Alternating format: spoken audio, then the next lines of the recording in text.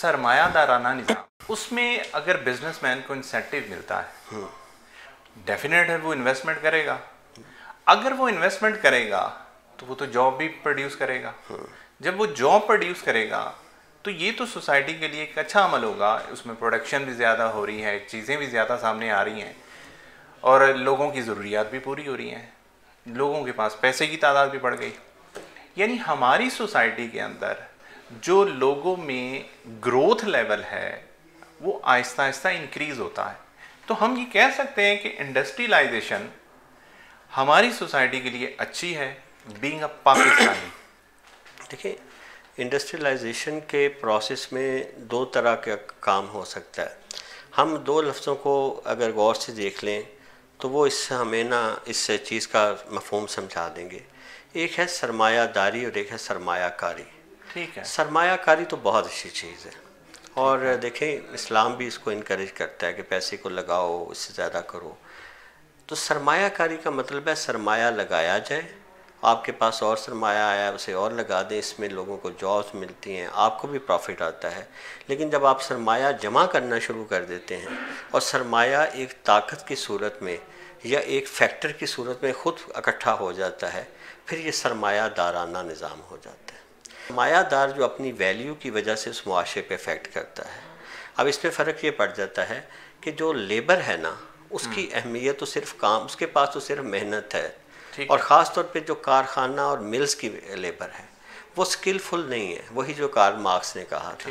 अब उसमें से आप 50 मजदूरों को निकाल के 50 नए रख दें तो उनमें से कोई ये नहीं कह सकता कि मैं इनएविटेबल हूँ। ठीक है। लेकिन दूसरी तरफ जो सरमाया और सरमायादार हैं वो दोनों इनएविटेबल हैं। हाँ। अब इसकी वजह से ये हो जाता है कि ये जो पैसे की तकसीम का मुनसिफाना निज़ाम बुरी तरह बिगड़ जाता है। अगर जब मैं आपकी इस बात की पूरी तायद करता हूँ कि इंडस्ट्रियलाइजेशन इटसेल्फ और ये चीज़ों इसकी ग्रोथ जो है वो ना सिर्फ पाकिस्तान बल्कि सारी दुनिया के लिए बहुत इम्पोर्टेंट है, मगर हम इसको समझ लें कि इसके दरमियान फ़र्क कहाँ होता है। देखिए, जब एक चीज़ शुरू होती है तो उसके जो भी अवामिल होते हैं अच्छे बुरे या उसके जो भी नताइज होते हैं वो उसके थोड़ी देर बाद ज़ाहिर होना शुरू होते हैं। सही कह रहे हैं। और विजनरी माइंड ये होता है कि उसको पहले देख ले। होना ये चाहिए था। अल्लामा इकबाल एक दफ़ा जाके ना मिले बहुत हैगल से, बहुत मशहूर वो फ़िलासफ़र था।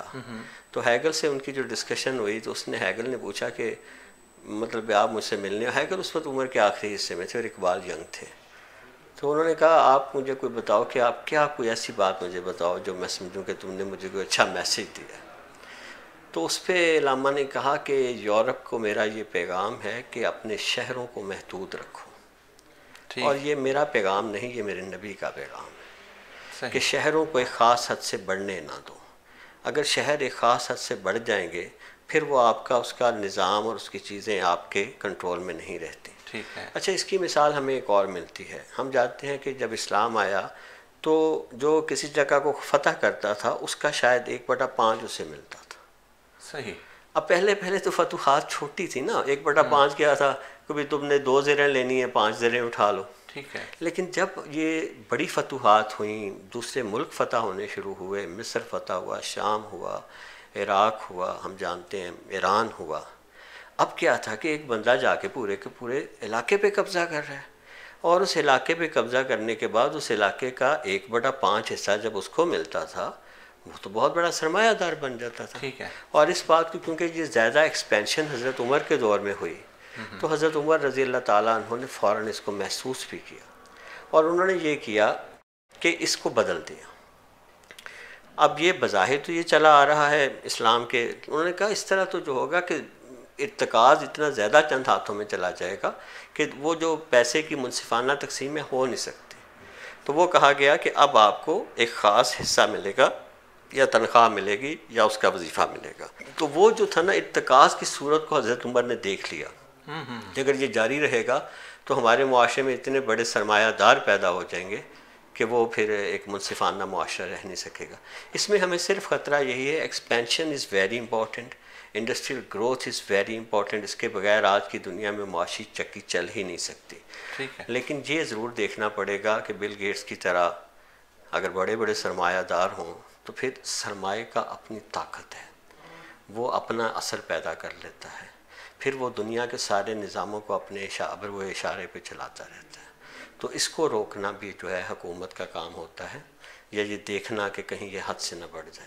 तो इंडस्ट्रियल ग्रोथ अगर इस हद तक ना बढ़े सही, तो फिर वो मेरा ख्याल है उसके बगैर गुजारा ही नहीं।